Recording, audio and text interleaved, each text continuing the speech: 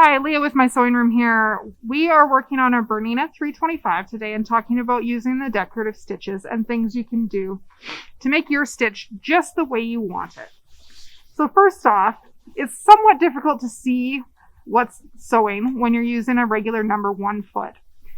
You have a couple options with the Bernina 3 series for what foot you can use. I'm going to switch to a number 20 foot. If your machine did not come with a number 20 foot, you have two options.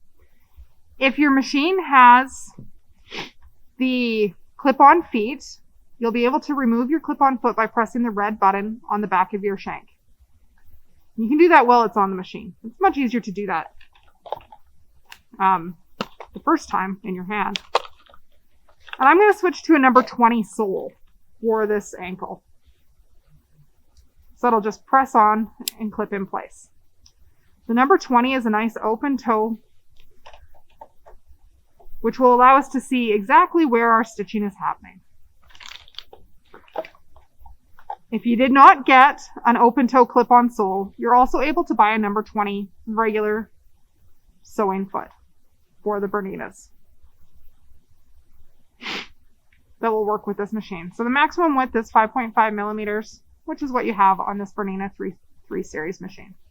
One of my favorite things on this Bernina is using the pattern end function when I'm using decorative stitches. I'm going to go into this heart stitch, which is number 25, by pressing number 25. And then we're going to see what the pattern end function will do for us. Your pattern end function is found up here.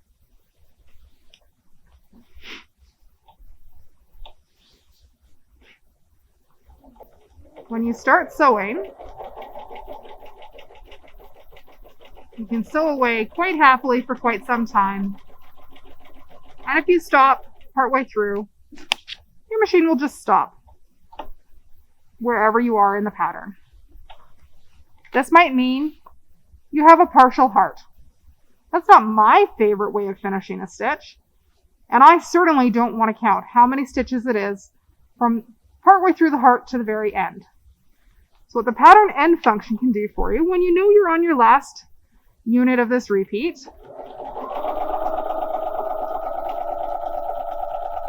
we can stitch as long as we like,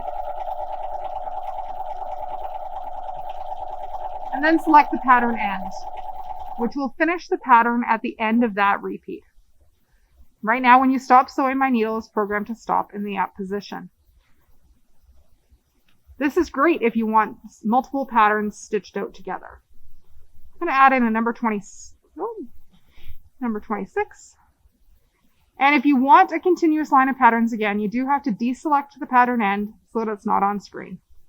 But I would like just one repeat of this number 26 stitch.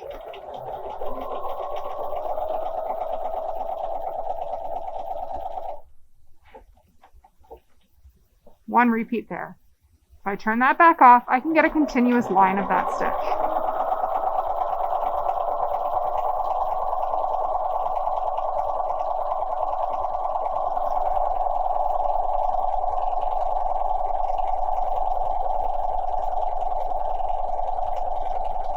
And when I'm ready to finish, I'll just press pattern end again so that I don't run over into a next repeat when I don't have space.